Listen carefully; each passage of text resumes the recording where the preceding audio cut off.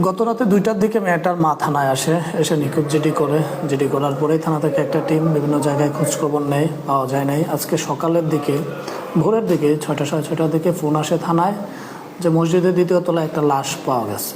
তারপর থানা থেকে টিম যায়, আমি নিজে যাই, গিয়ে দেখি মসজিদের 2য় তলায় লাশটা উপর করা অবস্থায় ছিল। আপনারা এই আলামত দেখে কি ধরনের ধারণা হচ্ছে? প্রাথমিকভাবে মনে হচ্ছে অবশ্যই মার্ডার, আর পোস্টমর্টম করার পরে আরও বিস্তারিত জানা যাবে। আর এদিকে আমাদের সিআইডি ক্রাইম সিন ইউনিটও আসতেছে, তারাও পর্যবেক্ষণ করলে বোঝা যাবে অন্য কোনো কিছু কিনা। এমনি কি আমরা দর্শন বলতে পারি? এখনই বলাটা আগেই বলে ফেলা হয়ে যাবে, এটা আরও পরে বলা উচিত নিশ্চিত হওয়ার পরে। আর মার্ডার বলতে পারেন।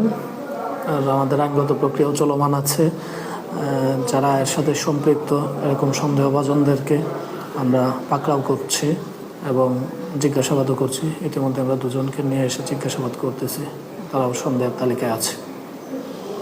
মসজিদের ইমাম ও মুয়াজ্জিন তারা কি আপনারা জিজ্ঞাসাবাদের জন্য আনছেন না আটক করা হয়েছে? না, জিজ্ঞাসাবাদের জন্য নিয়ে আসছি এবং কিছুটা ইনফরমেশন আছে, যদি সম্পৃক্ততা দেখি সেই ক্ষেত্রে আমরা আটক দেখাবো, নতুবা শুধু জিজ্ঞাসাবাদ করেই আমরা প্রক্রিয়া শেষ করবো এটা।